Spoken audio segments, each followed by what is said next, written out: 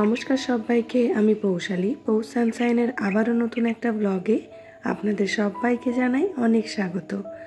আশা করি আপনারা যেখান থেকে আমার ভিডিওটি দেখছেন সবাই খুব ভালো আছেন আর সুস্থ আছেন।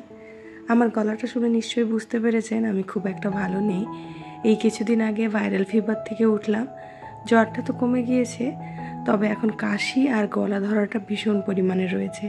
কালকেই ভিডিওটা এডিট করে রেখেছিলাম দেব বলে, তবে কালকে গলা দিয়ে একদমই আওয়াজ বেরোচ্ছিল না। আজকে কোনো রকম একটু আওয়াজ বেরোচ্ছে, তাই ভাবলাম আপনাদের সাথে ভিডিওটা শেয়ার করি। প্রথমেই বলে রাখি, আমার এই গলার আওয়াজের জন্য আমি সবার কাছে প্রথমেই ক্ষমা চেয়ে নিচ্ছি। প্লিজ সবাই মাফ করে দেবেন। এখন যেহেতু ঠান্ডাটা লেগেছে আর জানি না গলাটা কবে সারবে, তাই গলা সারার অপেক্ষায় আর বসে থাকলাম না। এই গলা নিয়েই আপনাদের সামনে ভিডিওটা আজকে প্রেজেন্ট করছি। তো প্রথমেই আমি সকালে ঘুম থেকে উঠে পড়েছি। এখনও মেয়ে আর তার বাবা ঘুমোচ্ছে, তাই ভাবলাম উঠে কাজবাজগুলো সেরে নেই। কাল রাত্রেবেলায় হাজব্যান্ডের জন্য একটু মৌরি মিষ্টির জল করে রেখেছিলাম, সেটাই ছেঁকে রেখে দিচ্ছি।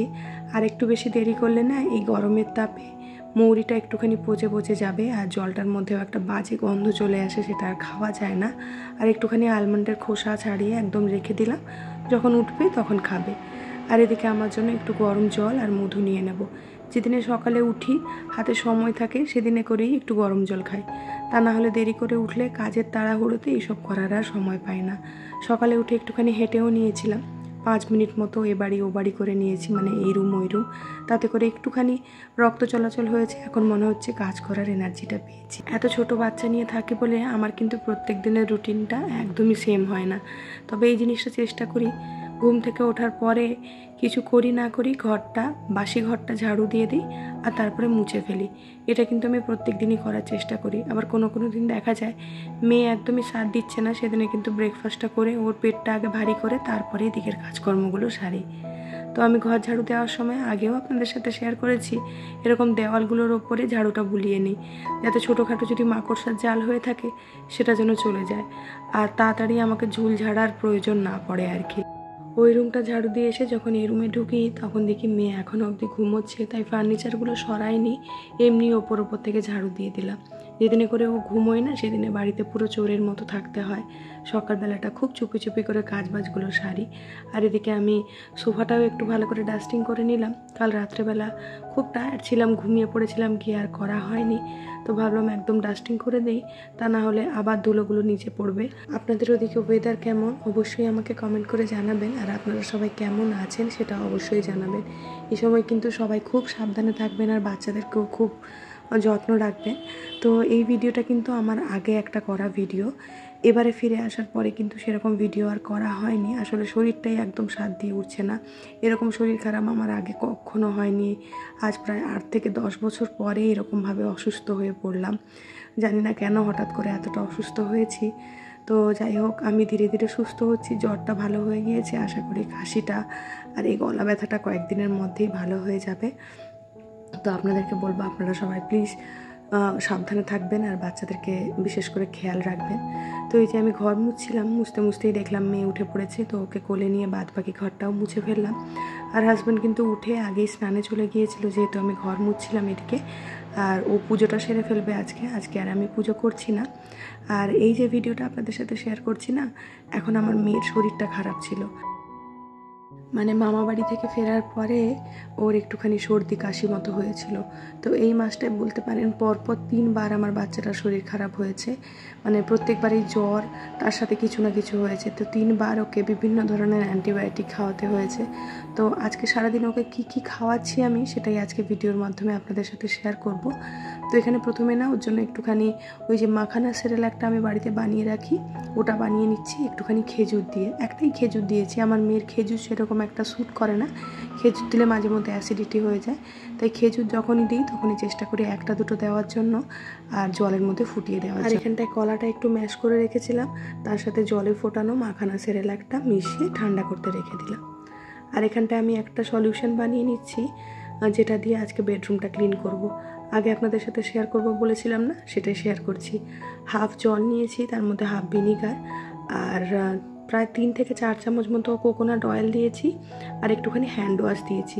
তো এটা দিয়ে না যে কোনো ধরনের কাঠের ফার্নিচার আপনারা ক্লিন করবেন, দেখবেন অনেক দিন অবধি ফার্নিচারের ওপরে কোনো রকমের ধুলো ময়লা পড়বে না। আর এদিকে আমি স্টপ ওয়াচটাও চালিয়ে নিয়েছি। আজকে 5 মিনিটের মধ্যে বেডরুমটা ডাস্টিং আর ক্লিনিং করে নেব। এই টার্গেট নিয়ে কাজ করলে দেখা যায় কি সারাদিনের কাজ কিন্তু অনেক সহজেই তাড়াতাড়ি হয়ে যায়।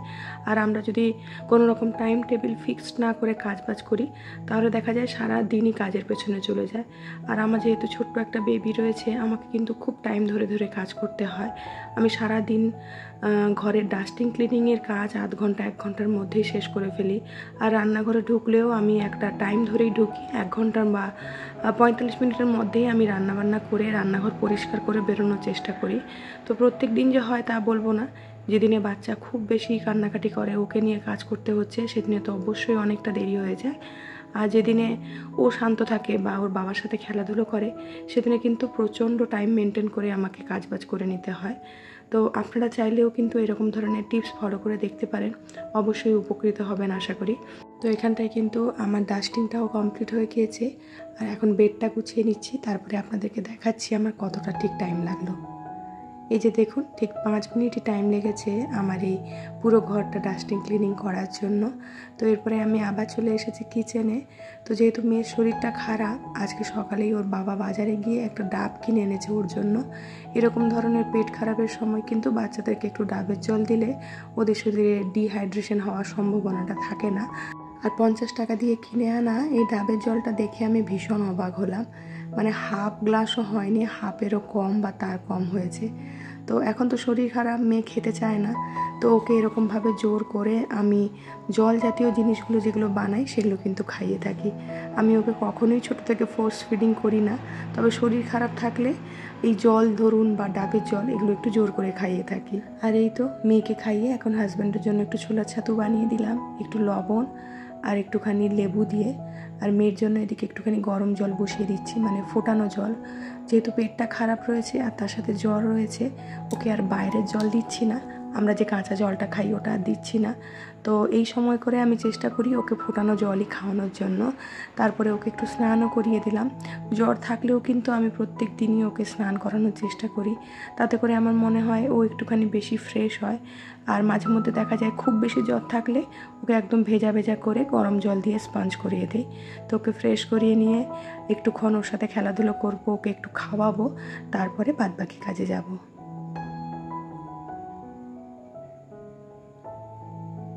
মেয়েকে খাওয়াতে মোটামুটি আমার বেশ খানিকটা সময় চলে গিয়েছে। আজকে যেহেতু আবার শরীর খারাপ ছিল, খুব একটা বেশি খেতে চায়নি।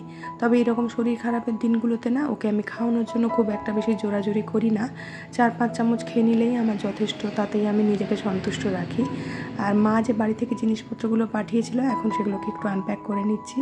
তো এটা হচ্ছে না শুকনো ফুলকপি, ফুলকপিকে ছোটো ছোটো করে কেটে একদম রোদ্দুরে কড়া করে শুকিয়ে নিয়েছে। তো এটা আমি ডিপ ফ্রিজের মধ্যে রেখে দেবো, মাঝে মধ্যে ফ্রাইড রাইস বানালে সারা বছর কিন্তু এটা খুব কাজে লাগবে।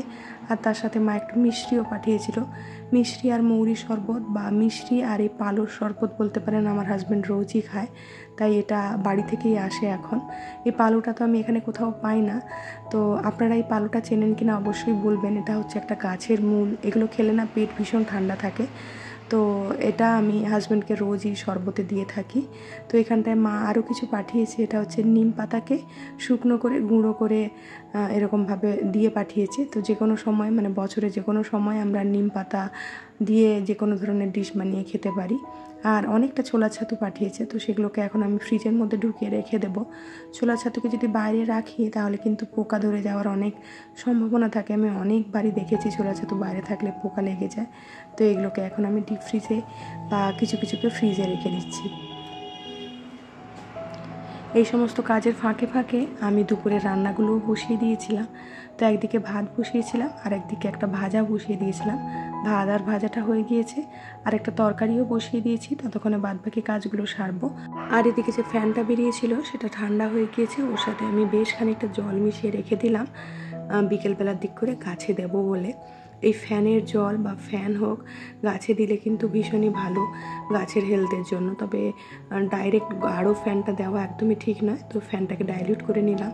তো এখানটা আলু এনেছিল মার্কেট থেকে, সেগুলোকে একটু ধুয়ে রেখে দিচ্ছি। যা ধুলো ছিল আলুতে হাতই দেওয়া যাচ্ছিল না, তাই ভাবলাম একদম ধুয়ে রেখে দিই। বাবার বাড়ি থেকে ফেরার পরে ফ্রিজের যে বাস্কেটটা থাকে যার মধ্যে সবজি থাকে তার অবস্থা প্রত্যেকবারেই দেখেছি এরকম শোচনীয় হয়ে থাকে। হাজব্যান্ড কিন্তু কখনোই সবজি টবজি খুব একটা বেশি খায় না, কোনো কোনো সময় পচে যায়, কোনো কোনো সময় শুকিয়ে যায়। তো এই যে ফ্রেশ সবজিগুলো এগুলো কিন্তু কালকে রাত্রেবেলায় মার্কেট থেকে আনা হয়েছে। কালকে রাত্রে আর গোছানোর সাহস হয়নি, এতটাই ক্লান্ত লাগছিল, তো আমি রেখে দিয়েছিলাম। তো আজকে সকালবেলা ওগুলোকে ধুয়ে একদম বাস্কেটের মধ্যে রেখে ফ্রিজের মধ্যে ঢুকিয়ে দেবো। আবার যা গরম পড়েছিল সেই সময়টা ফ্রিজের বাইরে কিন্তু সবজি বেশিক্ষণ রাখা যেত না, তাই রাত্রেবেলা এনে ওই প্যাকেট সময়তেই আমি ফ্রিজের মধ্যে রেখে দিয়েছিলাম আর কি। তো মেয়ের কিন্তু এখন আবার দুপুরবেলা একটা ফল খাওয়ার সময় হয়ে গিয়েছে, তো এই শরীর খারাপের সময় আর এখন তো গরম ছিল, তো একটু তরমুজ আর শশা দিয়েছিলাম ওকে আর কি। যেহেতু শরীর খারাপ, বাচ্চাদের শরীর খারাপ থাকলে কিন্তু খুব একটা বেশি খাবার দাবারের প্রতি চাহিদা থাকে না। ফলটাও যে দিলাম খুবই চেখে চেখে খাচ্ছিল, একটা দুটো তরমুজের দানা হয়তো খেয়েছে, আর শশার ভেতরের যে অংশগুলো সেটা হয়তো একটুখানি খেয়েছে আর কি। তো তার ফাঁকে আমার রান্নাটাও হয়ে গিয়েছিল, একটু সয়াবিন আলু আর পনিরের তরকারি করে নিয়েছি দুপুরের জন্য। আর এদিকে হাজব্যান্ডের জন্য একটু টিফিন বানিয়ে দিচ্ছি। চিড়ে ভিজিয়ে রেখেছিলাম, চিড়ে তার সাথে একটুখানি সুজি আর একটু দই, কাঁচা লঙ্কা, আদার টুকরো আর একটু ধনেপাতা দিয়ে একটা মিক্স বানিয়ে নিয়েছি। তো এর মধ্যে একটু লবণ দিয়ে দিলাম আর ভালো করে মিক্স করে এটা দিয়ে একটুখানি চিলা বানিয়ে নেব। তো প্রথমে তো ভেবেছিলাম চিলা বানাবো, তো চিলাটা বানাতে গিয়ে পরে আপনাদেরকে দেখাচ্ছি যে কতটা নরম হয়ে গিয়েছিল। তো এটা অ্যাকচুয়ালি না বেবিদের ওই টিদিং ফুড যেটাকে বলে সেরকম ধরনের হয়ে গিয়েছিল। তো হাজব্যান্ডকে টিফিনে দিলে কিন্তু এটা একদম ভ্যাদভেদে হয়ে যাবে। তো পরবর্তীকালে ওটাকে আমি স্টিম দিয়ে একটা ধোকলার মতো বানানোর চেষ্টা করেছিলাম। আর তার ফাঁকে কিন্তু এদিকে আমি থালা বাসনগুলোও ধুয়ে নিয়েছি আর একটুখানি ছানাটাও কাটিয়ে রাখলাম মেয়েকে বিকেলবেলা দেওয়ার জন্য, যদি ও খেতে চায় আর কি। এই সময়টা দুধটা দিতে চাইছি না, এই ছানা বা অল্প একটু দই আমি দিয়ে থাকি। তো দেখুন এই যে চিলাটা উল্টাতে গিয়ে দেখলাম যে ভীষণ নরম হয়ে গিয়েছে, আর এখন হাতে একদমই সময় ছিল না যে এটার মধ্যে অন্য কিছু কারুকার্য করে এটাকে ব্যবস্থা করা। তো এটাকে আমি ডাইরেক্ট নিয়ে স্টিমে বসিয়ে দিয়েছিলাম। আর এদিকে মেয়ের জন্য একটুখানি খিচুড়ি বানিয়ে নিচ্ছি। গোবিন্দভোগ চাল আর মুগের ডাল আর একটুখানি মিষ্টি আলু দিয়ে খিচুড়ি বানাচ্ছি। এর মধ্যে মশলা বলতে শুধুমাত্র হলুদ গুঁড়ো দিয়েছি আর অল্প একটুখানি লবণ দিয়েছি। আর তার ফাঁকে ফাঁকেই মেয়েকে একটুখানি জলও খাইয়ে নিচ্ছিলাম। তো শরীর খারাপের সময় আমি ওকে ইলেকট্রল জলটা দেওয়ার খুব পরিমাণে চেষ্টা করি। সারাদিনে ধরে রাখুন এই প্যাকেটের ইলেকট্রলটা প্রায় 200 ml জলের মধ্যে মিশিয়ে ওকে খাওয়ানোর চেষ্টা করি। জলটাও খেতে চায় না, তো জলও কিন্তু ওকে জোর করেই আমাকে খাওয়াতে হয়, ওকে ধরে জোর করে মুখের মধ্যে দিয়ে জল খাইয়ে দিই। তো তারপরে কিন্তু হাজব্যান্ডের খাওয়ার টাইম হয়ে গিয়েছিল, ওকে খেতে দিয়ে সকালে স্নানের সময় যে জামা কাপড়গুলো কেচে রেখেছিলাম সেগুলোকে এখন শুকোতে দিয়ে দিচ্ছি। তার সাথে সাথে কালকের ভিডিওতে করা কয়েকটা মিষ্টি মিষ্টি দিদিভাই আর বোনেদের নামগুলো আমি এখানে নিয়ে নিই। অর্পিতা হালদার, বংশঙ্গী ব্লগস, জয়শ্রী বিশ্বাস, মল্লিকা, আমাদের গল্প কথা, কাই দিদিভাই আর রুমাদি আর মুগ্ধা দামে। তো রুমাদির কমেন্ট আমি এতদিন পরে পেয়ে ভীষণ খুশি হয়েছি। আর তার সাথে কিন্তু কাই দিদিভাই বলেছে যে উল্টো রথের আগে নাকি বাড়িতে পিঁপড়ে হয়, আর যদি বাড়িতে কালো পিঁপড়ে হয় তাহলে সেটা নাকি সৌভাগ্যের প্রতীক। না দিদিভাই, আমাদের বাড়িতে কালো পিঁপড়ে খুবই কম দেখা যায়, লাল পিঁপড়ের উপদ্রবটাই বেশি হয়, তাই এদেরকে তাড়ানোর জন্য অনেক ধরনের উপায় বের করি আর কি। তো যাই হোক, এখানটায় কিন্তু হাজব্যান্ডের জন্য টিফিনটাও আমি প্যাক করে দিচ্ছি, একটুখানি কেকও দিলাম আর মেয়ের খাবারটাও বানিয়ে নিয়েছি। হাজব্যান্ড যতক্ষণ খাওয়া দাওয়া করছে মেয়েকেও সেই সময় খাইয়ে নেব ভাবছি। তাহলে চলুন আজকের মতো ভিডিওটা আমি এখানেই শেষ করছি। খুব শিগগিরই দেখা হচ্ছে নেক্সট আরেকটি ব্লগে। ততক্ষণের জন্য সবাই খুব ভালো থাকবেন, সবাইকে খুব ভালো রাখবেন আর নিজের যত্ন রাখবেন। টাটা।